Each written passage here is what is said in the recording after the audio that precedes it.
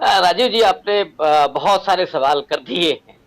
मैं शुरू करूंगा प्रधानमंत्री जी के वस्त्रों से। देखिए, प्रधानमंत्री हमारे लिए गौरवशाली इसलिए हैं कि वो सिर्फ प्रधानमंत्री नहीं है, वो बहुत अच्छे अभिनेता है। और उसमें भी जो आहार्य है, ये नाट्य शास्त्र की भाषा में आहार्य कहते हैं वस्त्र आभूषण जो धारण करने की जो पूरी प्रवृत्ति है, वो अद्भुत है। कहाँ देखना है, कैसे बोलना है, कहाँ किस तरह से एक्सप्रेशन देना है, ये मोदी जी को कब दाढ़ी बढ़ानी है, कब कटानी है, कितनी रखनी है, ये बहुत अच्छे से आता है। और सच्चाई ये है कि पिछले 75 साल में भारत के पूर्व प्रधानमंत्रियों ने जितने कपड़े नहीं पहने होंगे, इतने अकेले मोदी जी ने पहन लिए। मुझे लगता है कि आने वाले दौर का भी कोटा पूरा कर दिया है।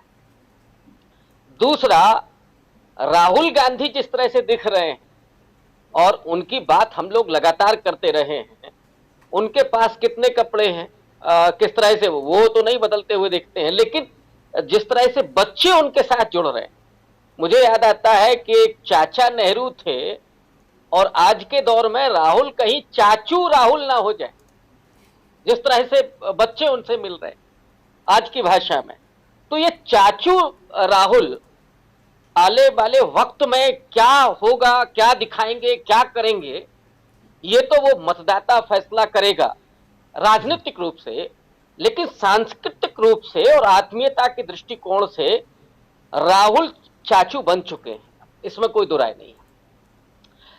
गुजरात नहीं जा रहे हैं।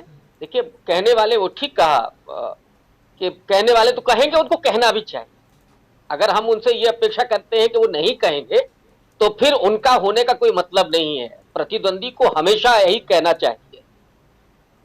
अब वो गुजरात नहीं जा रहे हैं, मुझे लगता है कि एक बेहतर उनका फैसला है।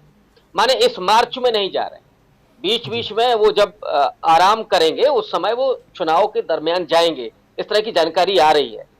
लेकिन कांग्रेस पार्टी के पास एक इतिहास है, ना भी जाए अगर उस इतिहास को वो सामने रख दे, तो फिर कुछ दिनों पहले राष्ट्रपति जी ने जिस बात को कहा था कि पूरा देश गुजरात का नमक खाता है। अब पता नहीं कांग्रेस के लोगों ने ध्यान दिया कि नहीं ध्यान दिया, गुजरात में ही नमक बनाने का अधिकार किसने प्राप्त किया था? वो थे महात्मा गांधी। और उनका वो दांडी मार्च 12 मार्च से लेकर के 6 अप्रैल 1930 तक का 390 किलोमीटर की यात्रा, जिसमें उन्होंने अपने 78 चुने हुए स्वयंसेवकों के साथ वो यात्रा की थी, साबरमती आश्रम से लेकर के और डांडी तक, जो नवसारी जो जगह है वहां तक। और उसकी बात मैं इसलिए कर रहा हूं कि उसके इतिहास में बहुत कुछ है। मुझे लगता है कि इस पर बहुत चर्चा नहीं हुई है कि वो मार्च और मार्च के जो फलितार्थ थे वो क्या क्या थे। गांधी जी उसी में इस बात को कह रहे थे कि जो पैदल चलना है, जो वॉकिंग है, वॉकिंग इज बेस्ट एक्सरसाइज। और सोचिए 30 से और आज हम लोग कहां खड़े हैं। आज भी डॉक्टर आपको कहता है कि सबसे अच्छी एक्सरसाइज है कि आप वॉक करें।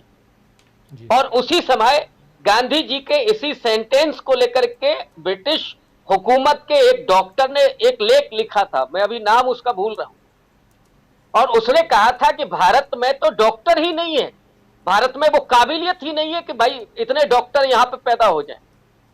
आज आप देखिए, ब्रिटेन में अगर भारत के डॉक्टर वहां से निकल के आ जाएं तो ब्रिटेन की पूरी स्वास्थ्य व्यवस्था ठप पड़ जाएगी। ये भारत है। और उसी दांडी मार्च के बाद ये निकल करके आया। तो एक इतिहास कांग्रेस पार्टी के पास है उसी गुजरात में, जिसके जरिए वो राहुल गांधी की ये यात्रा नहीं पहुंच रही है, वो वहां पहुंच सकते हैं।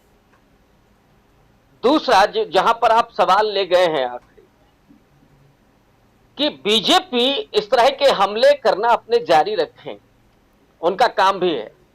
लेकिन राहुल गांधी जिस तरह से निरपेक्ष होते जा रहे हैं चीजों से, खड़गे को राष्ट्रीय अध्यक्ष बनाना और उसके बाद लोगों से मिलना।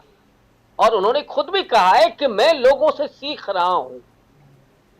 कांग्रेस के नेताओं में ये जो लोगों से जुड़ने की जो प्रवृत्ति खत्म हुई थी, वो भारत जोड़ो यात्रा सिर्फ उन फीलिंग्स को ही जोड़ने का नहीं है।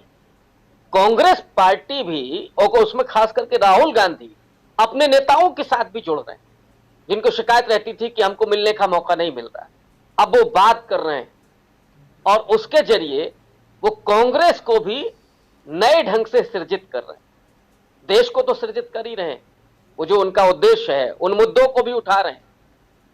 तो इसलिए ये यात्रा बेहद महत्वपूर्ण होने जा रही है। और मैं पहले भी कहता रहा हूं कि ये नया ऐतिहासिक अध्याय है, जिसको हम लोग उद्धृत करेंगे आने वाले समय में भी, कि हमने एक ऐसे शख्स को देखा जिसने 3570 किलोमीटर की पैदल यात्रा 5 महीने में बहुत खुशी खुशी और शिद्दत के साथ पूरी की, और उस भाव के साथ जिसमें कोई छल नहीं है, कोई कपट नहीं है, किसी के प्रति कोई द्वेष नहीं है, कोई घृणा नहीं है, कोई हिंसा नहीं है, बल्कि इन दुष्प्रवृत्तियों पर जीत हासिल करने के लिए वो व्यक्ति ये यात्रा कर रहा है। और ये जो पड़ाव होगा वो निश्चित रूप से भारत के समावेशी राष्ट्रवाद को मुकम्मल करने का पड़ाव होगा, और जिसमें मैं समझता हूं कि इस देश का अवाम, इस देश का जनमानस आने वाले वक्त में उसके लिए जो राहुल गांधी करने जा रहे हैं,